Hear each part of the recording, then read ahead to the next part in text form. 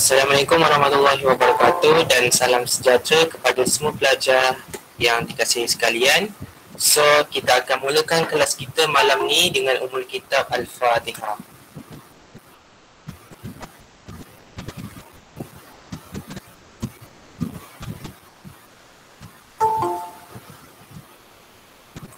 A'udzubillahi minasyaitonirrajim. Bismillahirrahmanirrahim. Alhamdulillahirabbil alamin wassalatu wassalamu ala asyrafil anbiya'i wa ala alihi washabihi ajma'in. Allahumma iftah 'alaina hikmataka wanshur 'alaina min huzaini rahmatika ya arhamar rahimin. Rabbi shrah li sadri wa yassir li amri wahlul 'uqdatam min lisani yafqahu qawli. Wassallallahu ala sayidina Muhammad wa ala alihi washabihi wasallam. Alhamdulillahirabbil alamin. Okey, saya harap awak semua semangat untuk belajar. Dan saya takut malam ni ada masalah lain sebab baru lepas hujan. Okay, so kita lihatlah kita punya tajuk minggu ni masih lagi dalam penakulan logik. Okay, tajuk penakulan logik tingkatan 4 bab 3. So minggu lepas kita dah bincangkan berkenaan dengan soalan 1 dan soalan 2. Dan sekarang kita akan bincang berkenaan dengan soalan 3 dan soalan 4. Okey, bagi pelajar yang baru masuk, selamat datang. Awak boleh dapatkan soalan ni dalam Google Classroom Okey, Google Classroom nak cari kat mana? Okey, dalam grup ni awak boleh check Okey, dalam grup matematik masing-masing akan ada lah Google Classroom. Okey, ada jadual dan maklumat-maklumat yang penting lah. Okey. So kalau dalam Google Classroom tu memang bersepah banyak sangat maklumat, banyak sangat nota, banyak sangat rakaman video. Jadi awak tengok je tajuk penakulan logik memang ada dalam tu. Okey. Kalau tak jumpa juga maksudnya mungkin awak terlepas pandang. So awak boleh minta kat saya lah secara direct. Okey, yang daftar kelas saya untuk matematik memang agak ramai lah. Okey, cecah 70 orang termasuk dengan pelajar asrama jadi 70 orang lah. Kalau tak campur, mungkin pelajar yang daftar ni adalah 40 ke atas. Okey, dalam 50, 60 orang macam tu. Okey, so dalam ramai ni, memang kita akan sumbat terus masuk ke dalam Google Meet. Okey, memang ramai lah. So hari ni tengok pelajar baru masuk 32 orang, mungkin ada lagi separuh yang tak sampai. Okey, so saya takut nanti masa dah pertengahan mengajar nanti ramai yang tersangkut dekat loading tu sebab saya belum admit. Biasanya kalau saya dah start mengajar ni memang saya fokus mengajar je, saya tak belik kepada Google Meet ni. Jadi kalau tak dapat masuk tu maksudnya awak terlambat dah Okey, so kalau macam minggu depan ada kelas lagi memang kena hadir awal lah. Okey, macam pukul 8.10 minit dah masuk. Supaya tak mengganggu time saya mengajar ni. Okey. Alright. Lagi satu saya gunakan auto admit Google Meet auto admit. So dia memang auto admit kalau perasan. Sebab senang saya daripada nak tekan-tekan tu kan. Dia auto admit lah. So dia tak mengganggu sangat. Tapi kadang-kadang ada bug juga ikut line lah. Okay, ikut line saya. Kalau line saya slow dia tak berjalan auto admit tu. Okay, tak apa. So kita sambung lagi. Okay, hari ni hari yang saya nak fokuskan. Okay, minggu lepas kita belajar berkenaan dengan pernyataan majmuk dan kita belajar berkenaan dengan implikasi, akas, songsangan dan kontrapositif. Banyak sangat kita belajar. Minggu ni kita pun nak belajar banyak juga. So awak kena prepare buku atau catatan untuk salin dengan apa yang awak belajar hari ni. Okay. So saya salin dulu soalan. Okay. Sekejap saya punya komputer ni agak lag sikit lah. Sebab apa? Sebab saya tengah download Windows 10. Okay. So saya harap awak tak lag jugalah sebab saya ada hal lain yang saya nak kena buat. Okay, kena repair komputer kawan saya. So saya dalam masa yang sama saya buat kelas lah ni So dia dua kerja dalam satu masa, memang banyak lah.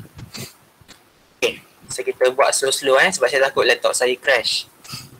Okay, ni adalah soalan 3. Soalan ni berdasarkan penyataan. Okay, berdasarkan penyataan matematik. So yang ini awak kena fikir logik sahaja. Okay, awak kena fikir logik sahaja. Okay, untuk soalan 3 ni, Dia suruh awak lengkapkan ayat matematik dekat bawah ni menggunakan simbol lebih ataupun simbol kurang dalam petak supaya membentuk pernyataan benar. Jadi yang pertama ni, untuk awak ciptakan satu jawapan yang betul, awak kena pilih simbol yang ni ataupun simbol yang lagi satu. Kita try satu-satu Kalau kita letakkan simbol lebih, kalau kita letak simbol lebih ni, 1/5 adalah lebih daripada 1/3. Itu maksud dia. Jadi kalau awak tak tahu nilai dia kan, ambil kalkulator, boleh kira guna kalkulator. Okay. So kalau kita tak reti kira 1/5 tu berapa, awak tekan je 1/5.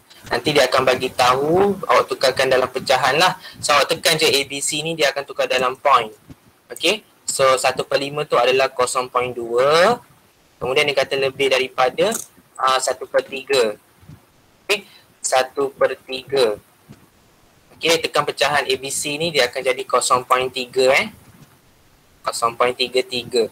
Apabila kita lihat dekat sini, adakah 0.2 ni melebihi daripada 0.33 ni? Jadi kalau salah, pernyataan ni salah lah. Okay, kita nak pernyataan yang betul. Sebab apa? Sebab soalan ni cakap supaya pernyataan ni benar. Okay, jadi kita gunakan simbol yang betul lah. Simbol lebih tak boleh guna. Kita boleh gunakan simbol kurang. Sebab apa? Sebab 0.2 ni adalah kurang daripada 0.33. Baru pernyataan ini benar. Okay, jadi simbol yang betul lah awak kena tengok. Logik dia logik. Ini kita panggil dia logik. Alright. So kita gunakan simbol kurang dan sama dengan untuk soalan A1. Tengok dia auto emit kan kat sini. Okay. Next. Yang kedua, soalan ni dia suka tanya pula soalan yang palsu. Maksudnya dia tanya awak supaya awak ciptakan pernyataan yang salah. Okay. So kita lihat dia bagi integer negatif 7 dan negatif 4. Negatif 7 ni, kalau kita tengok nombor integer kan, nombor integer kan bermula dengan kosong.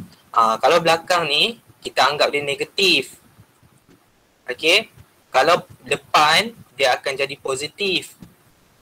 Okay, so kalau negatif, dia mula dengan kosong, kemudian negatif 1, negatif 2 dan seterusnya. Sampailah negatif 4, seterusnya sampai negatif 7. Makin ke kiri maksudnya makin kecil. Makin ke kanan makin membesar. Jadi ini adalah ekoran bagi integer So integer ni dia ikut urutan ke kanan menaik lah.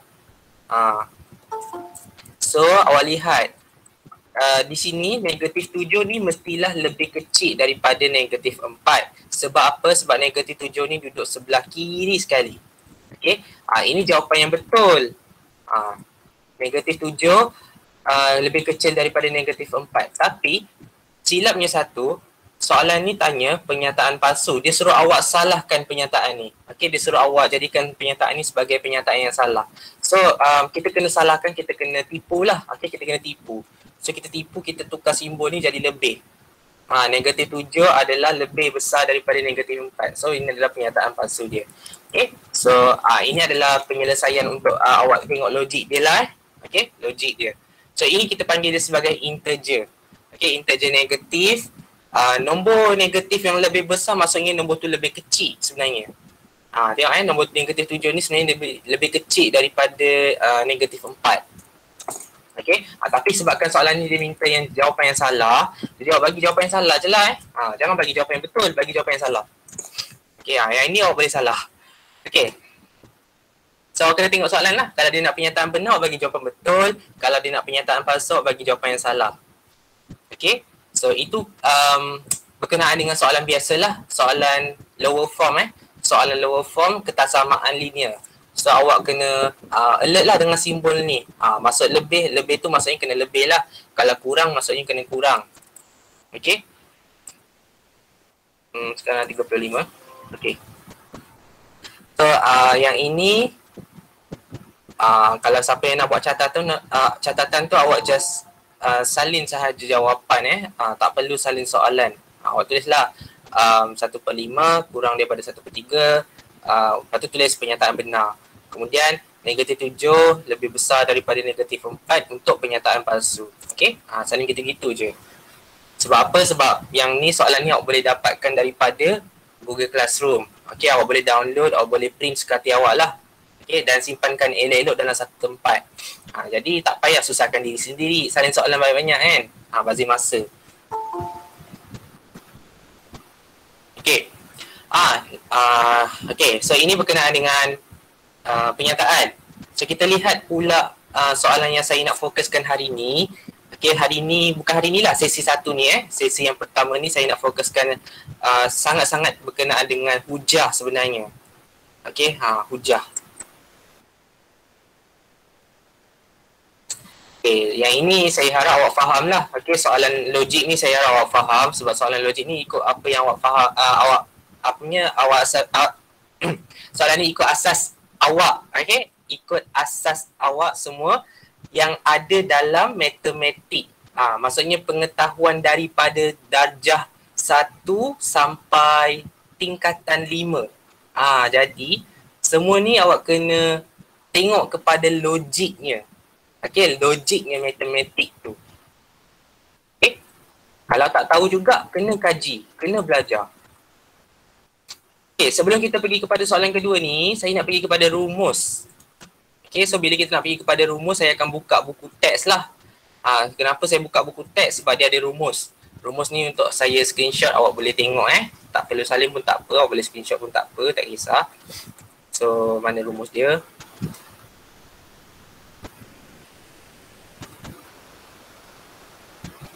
Sekejap bagi saya cari dulu. Okey, dah jumpa.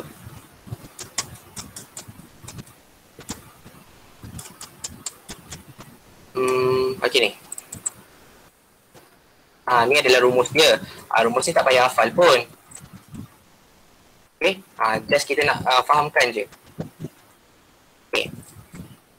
Ini adalah hari ni sesi yang pertama ni kita nak fokuskan berkenaan dengan hujah kita nak fokuskan berkenaan dengan hujah.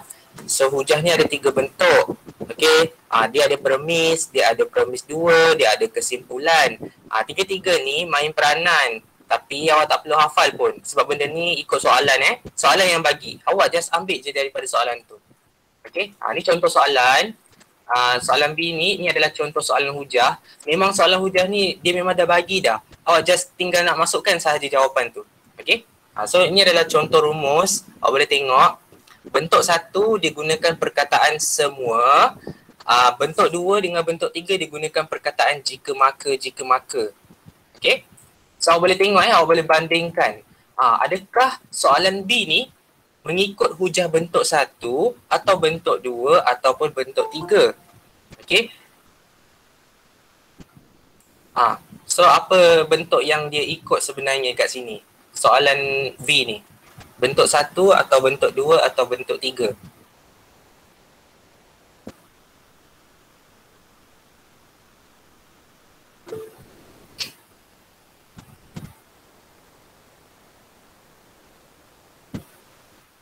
Okey, bentuk 1. Yes, ramai yang jawab bentuk 1.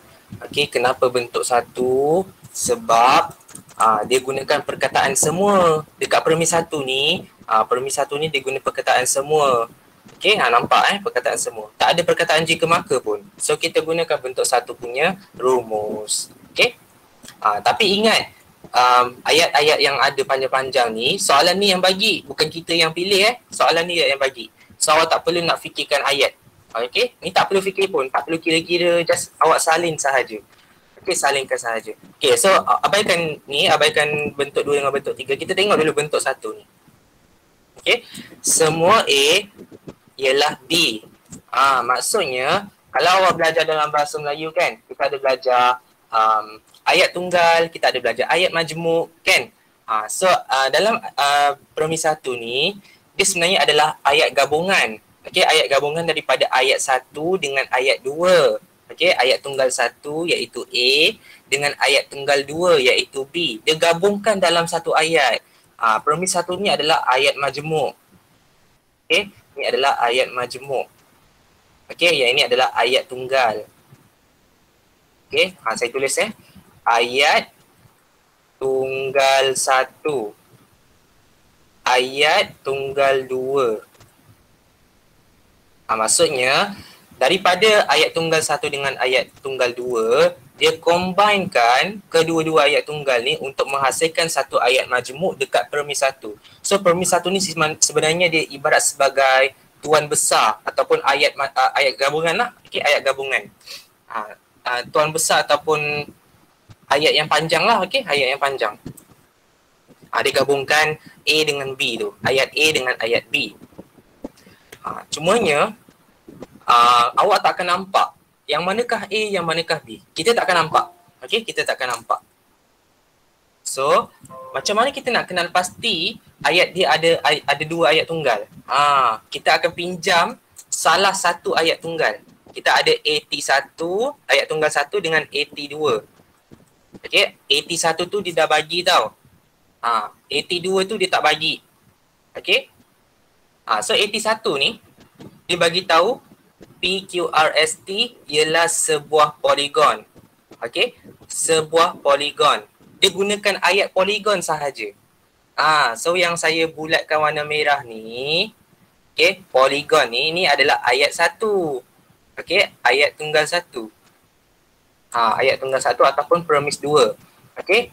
Ataupun senang cerita dia adalah A kita gunakan rumus dalam bentuk satu ni adalah A. Okey? A. Saya just tulis A je lah ikut rumus.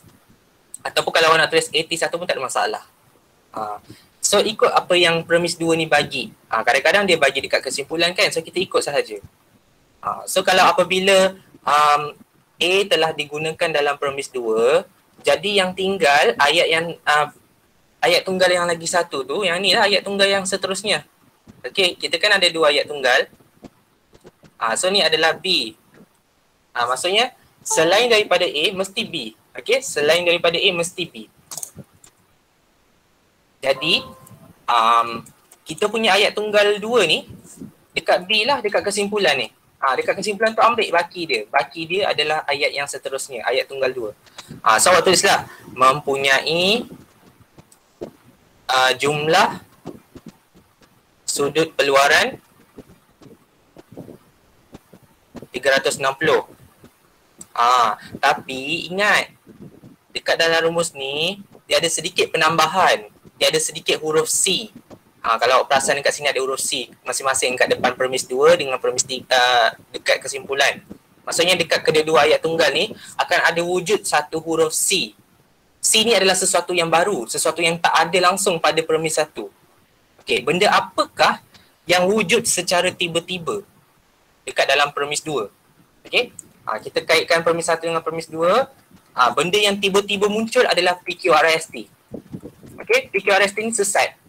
Dia sesat. Huruf yang kita cakap datang dari mana benda ni kan? PQRST ni datang dari mana? So, benda yang sesat tu lah yang kita akan tulis kat kesimpulan. PQRST. Okay, PQRST mempunyai jumlah sudut peluaran 360. So, inilah jawapan bagi ayat tunggal yang lain. Ataupun kesimpulan lah. Itulah dia punya jawapan. Okay. Kadang-kadang premis 2 ni dia kosongkan tapi cara jawab dia sama. Kadang-kadang macam tu. So, apa yang saya nak cakap kat sini, untuk hujah ni, dia adalah awak lihat sahaja premis 1. Okay, fokusnya awak kena tengok kat sini. Ini adalah fokus rujukan. Fokus rujukan. Okay, fokus rujukan pada premis 1. Premis 1 sentiasa ada semua ayat. Kalau ayat yang pertama dah digunakan, so tinggal ayat yang kedua lah kan, maksud dia. Kalau poligon dah digunakan, so tinggallah mempunyai sudut peluaran 360. Tapi kalau terbalik, contohnya dia dah guna yang ni, so tinggallah perkataan poligon tu. Dia terbalik yang tu je, cara dia sama. Okay. So benda ni, jawapan dia memang based on apa yang ada dalam ni sahaja. Tak perlu awak fikir luar kotak. Okay. Benda yang sesat tu, awak tulis je balik. Tulis je balik. Okay. So itulah cara kita anggap benda sesat ni adalah C. Okay, ni adalah C benda sesat. Okay, so A adalah merah, hijau adalah B, ayat tunggal 2 dan C ialah benda sesat warna biru ni. Okay, so saya harap orang faham lah ini bentuk hujah yang pertama. Okay.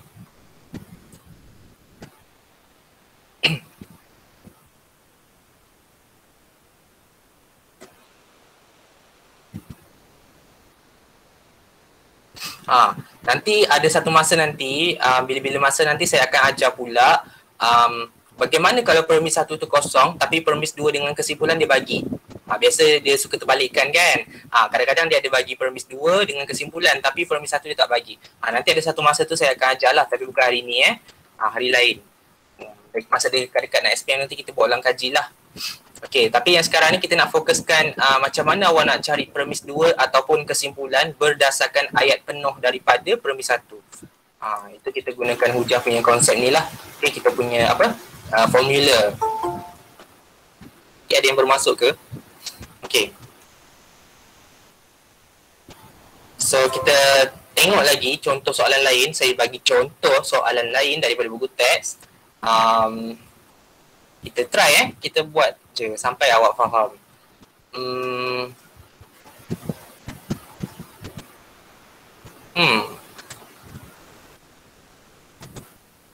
Saya try yang ni soalan C ni. Okay, ni contoh soalan daripada buku teks. So, kalau awak lihat, premis 1 ni adalah sentiasa lengkap Okay, ni saya tutup soalan lah. Ni contoh lain contoh lain. Okay, so kalau awak lihat kat sini, premis 1 ni, dia bagi awak ayat penuh Dia ada perkataan jika, dia ada perkataan maka. Jadi, perkataan jika maka ni, dia dekat dalam bentuk mana? Dia ada dalam dua bentuk ni Dia ada dalam dua bentuk ni, iaitu bentuk 2 dengan bentuk 3. Bentuk 1 jangan guna tau. Kita gunakan bentuk 2 atau bentuk 3 sahaja. Jadi dia ada dua bentuk yang lain. Dia guna jika maka kan, kalau awak perasan, jika P maka Q, jika P maka Q. So awak tengok kat sini macam belajar sains tau. Okey, ada dua ayat. Dia buat ayat dia. Yang warna merah ni saya gunakan P Okey, yang ni P. Kemudian yang warna hijau ni adalah Q. Okey, ni adalah Q. Maksudnya X sama dengan K tu adalah P. Kemudian K ialah punca bagi persamaan bla bla bla ni adalah Q Alright. So kita tengok dalam soalan ni dia ada premis 1 dengan premis 2. Okey. Jadi dia ada gunakan kesimpulan. Okey, dia ada bagi kesimpulan. Kesimpulan ni dia ambil kat mana? Dia ambil dekat P ataupun dia ambil dekat Q? Cuba tulis. Dia ambil P ke dia ambil Q?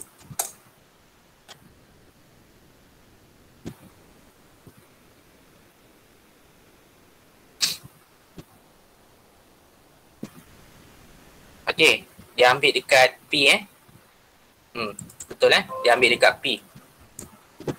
Sebab apa? Sebab dia ambil dekat sini, walaupun ada huruf K, tiba-tiba jadi 9, benda yang nampak lebih kurang sama itulah yang kita nak cakap Kita nak cakap X sama dengan K, kemudian tiba-tiba dia cakap dekat kesimpulan ni X sama dengan 9. Tapi still lagi dia ambil dekat sini adalah P Cumanya awak lihat, ada tak yang dia buat edit? Ada dia edit tak? Ada tak dia ubah suai kat sini? Ada. Tanda sama dia ubah jadi tak sama dengan. Okey, nampak tak? Tanda sama ni dia ubah jadi tak sama dengan. K ni dia ubah jadi nombor 9. Maksudnya dia ubah K dia ubah jadi 9 sama dengan jadi tak sama dengan. Sama dengan jadi tak sama dengan. Dia ada edit K sama dengan 9, tanda sama jadi tak sama dengan ni tanda sama, dia jadi tak sama dengan. So apabila kita lihat kat sini, kita ambil Q tau. Kita ambil Q ni, kita tulislah dekat sini K ialah punca. Ni direct ambil je tau. K ialah punca bagi persamaan 3x kuasa 2 tolak 5 sama dengan 12 kan. Tapi kita lihat kita lihat perubahan yang dilakukan oleh kesimpulan ni. Dia ada buat something tau. Dia ada macam sabotage. So kita pun sabotage lah juga. Okay, kita follow. K jadi 9. K tanda sama ni jadi tak sama dengan. Yang mana dia ubah, kita ubah juga. Kita follow, kita tiru. Okay, kita tiru kerja dia. Okay, kita tiru. Dia jadi macam ni lah. 9 ialah punca bagi persamaan 3x cos. Ni silap. Saya lupa nak bagi tahu. Ialah jadi bukan. Dia bukan dekat tanda sama Maaf. Lupa nak bagi tahu. Ini adalah penafian. penafian. Okay. So, minta maaf tadi lupa pula. Ialah jadi bukan. Salah pula. Kena ajar sesat Ialah jadi bukan. Kenapa kita kena fikir macam tadi? Kenapa kita kena buat macam tadi?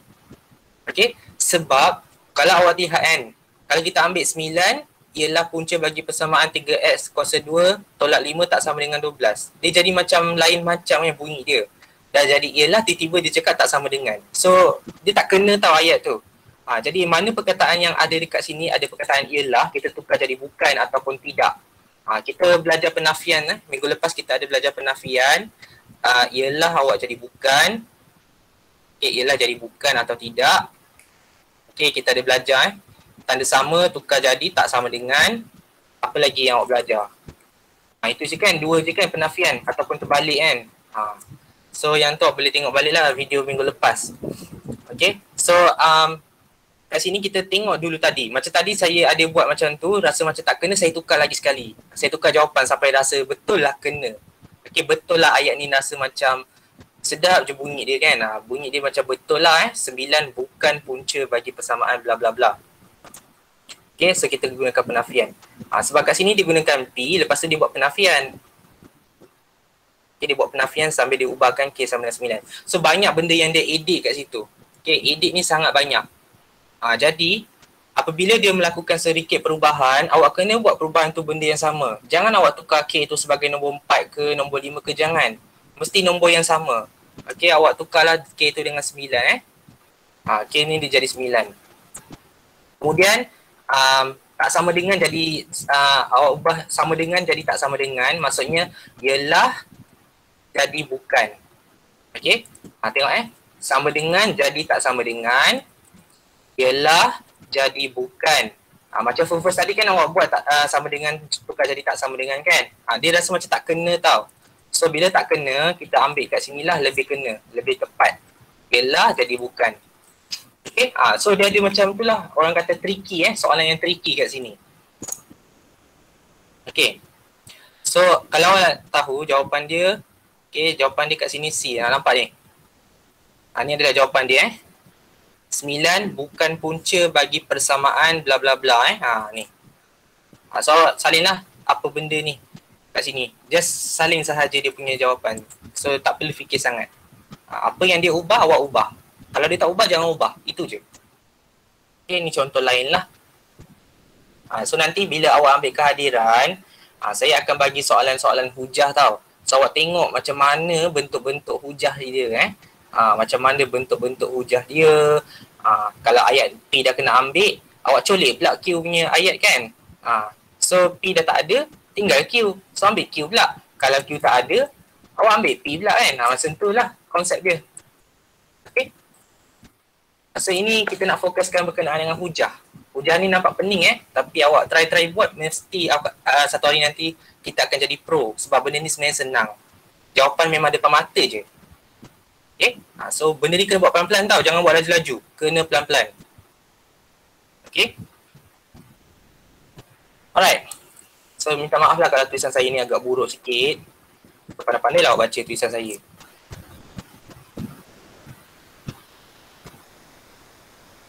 Alright, untuk nota ni, okay, awak boleh dapatkan nota ni habis kelas. Saya akan uploadkan dalam Google Classroom beserta dengan video kelas rekaman. So jangan risau kalau awak rasa tak sempat salin. Dan jangan risau, tugasan masih belum dapat lagi. Nanti saya akan bagi awak tugasan, bukan minggu ni. Okay, minggu ni relax dulu. Mana yang baru daftar tu boleh tengok video minggu lepas. So ini adalah contoh bentuk hujah yang tadilah saya gunakan adalah bentuk 3 Okay, saya gunakan bentuk 3 sebab dia gunakan penafian. Ni. Penafian. Okay, awak lihat kat sini. Ni dia ambil P, kemudian Q kan. So, dia first dia letak P dulu baru Q. Tapi kali ni dia letak terbalik. Dia letak Q dulu baru P. Tapi dia gunakan syarat penafian. So, macam mana tu? Saya tak faham lah. Rumus ni saya tak faham. So, kita tengok contoh. Ada yang baru masuk ke? Okay. So, kita tengok contoh ni lagi sekali. Tengok dia ambil P, kemudian dia ambil Q kan. Dalam soalan ni, dia tulis Q dulu. Okay, dia tulis Q dulu. Ni ayat Q. Okey, baru ayat P. Tapi digunakan penafian. Okey, digunakan penafian. Maksudnya dia terbalik kan? Dia songsangkan. Okey, dia songsangkan. Okey, dia ambil jika P maka Q, kemudian dia buat bukan Q, lepas tu bukan P. Itu maksud dia. Okey, kalau nampaklah kat sini. Digunakan penafian. Okey? So, saya harap awak nampaklah bentuk-bentuk dia. Yang ini awak pun nampaklah, saya harap awak nampak ni bentuk yang paling susah lah. Bagi saya bentuk satu ni lagi susah daripada bentuk dua sebenarnya.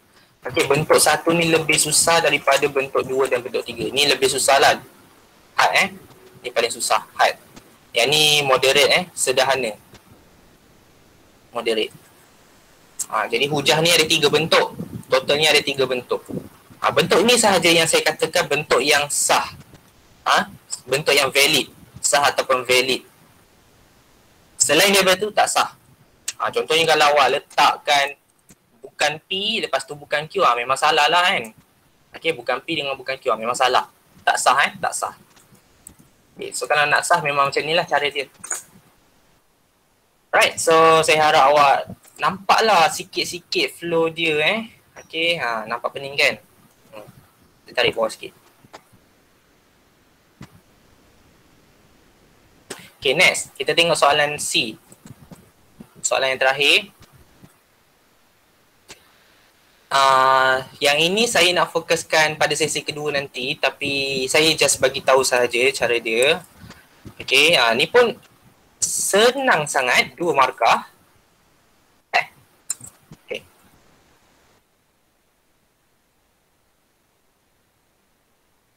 Okay, soalan ni. Yang ni, okey, yang ni awak kena tengok dia punya soalan. Soalan C, tulis 2 implikasi daripada ayat berikut. So, mesti ada 2 lah. Implikasi 1, implikasi 2. Okey, apa itu implikasi? Implikasi ni macam awak belajar sains. Okey, ada jika, ada marker. Marker bukan marker pen marker. Jika tu adalah anti-jadian, maka tu adalah akibat. Kalau awak ingat lah. Okey, minggu lepas kita ada belajar juga. Lagi banyak minggu lepas kan. Minggu lepas kita ada belajar anti-jadian dengan akibat. Tapi yang tu tak apa, nanti saya akan fokuskan lagi. Tapi yang ni awak tengok dia gunakan jika marker. Jika marker ni maksudnya dia ada 2 ayat lah. Okey. Ayat pertama dengan ayat kedua. Jika P, maka Q. Jika Q, maka P. Dia terbalik sahaja. Okey, macam mana kita nak buat ni? Okey, macam mana kita nak buat ni? Okey, so kita tengok ayat panjang ni. Okey, X ialah nombor ganjil jika dan hanya jika baki apabila X dibahagi dengan 2 ialah 1. Okey, nak senang, tak lain tak bukan, kita potong perkataan jika dan hanya jika sebab kita nak tukar. Kita nak tukar jadi jika maka tau. Kita tak nak perkataan jika dan hanya jika ni. So kita buang. Okey, jika dan hanya jika ni macam tak cantik lah. Tak cantik So kita tukar. Kita tukar dengan implikasi 2 dengan implikasi 1. Okey, so ayat pertama yang sebelum yang kita potong ni. Okey, yang warna merah ni yang saya garis ni. Ini adalah P. Manakala ayat yang seterusnya adalah Q. So ada 2 ayat Ayat tunggal 1, ayat tunggal 2. Ayat P dengan ayat Q. So gunakan rumus yang saya buat tadi. Jika P maka Q, kemudian terbalikkan jika Q maka P. So awak salin lah. Saya buat warna Jika X ialah nombor ganjil. Okey, maka baki ni salin balik je. Tak perlu tukar apa-apa. Salin saja. Copy paste, tengok dan tulis.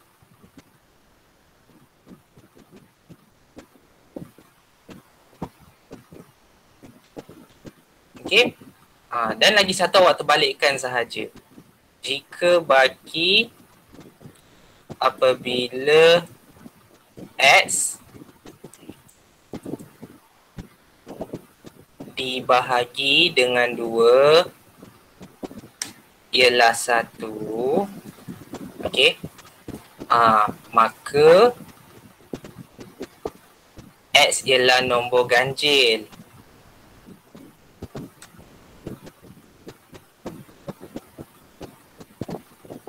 Okey. Aduh, bisa saya pun. Okay. Setiap satu ayat ni awak akan dapat satu markah. So total ada 2 markah. Banyak tau markah bonus ni kat sini. Ni adalah markah bonus salin copy paste, tak perlu ubah apa-apa. Okey, awak just potong je perkataan jika dan hanya jika tu. Potong dekat tengah-tengah tu. Belah kiri adalah ayat P, belah kanan tu adalah ayat Q. So akan ada wujud 2 ayat. Jika P maka Q, jika Q maka P. Terbalikkan saja. Okey. So dia senanglah, easy sahaja. So awak boleh salin lah yang ini. Yang ini sebenarnya saya akan fokuskan lagi pada sesi kedua. Tapi yang ni pun kita dah belajar juga kan. So apa, kita tengok je nanti sesi kedua. Okay. Cuma yang ni lah saya harap sangat awak faham yang hujah ni sebab ni fokus satu markah je. Satu markah nampak susah tapi sebenarnya senang. Cuma awak kena try tengok lagi lah banyak-banyak. Sebab saya suka kalau awak faham dekat soalan hujah ni.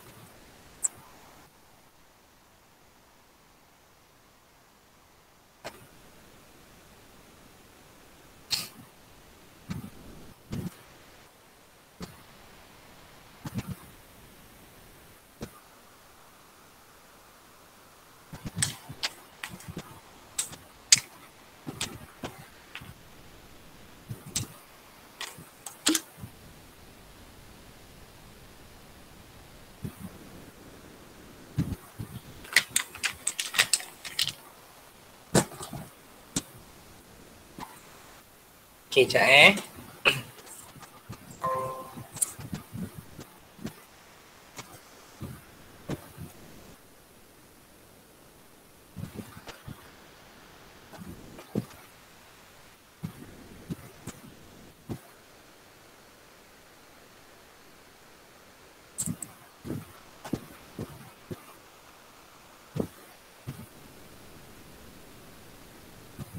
Okay, so kalau awak rasa tak sempat salin, nanti awak salin lah Saya akan masukkan dalam Google Classroom jadi.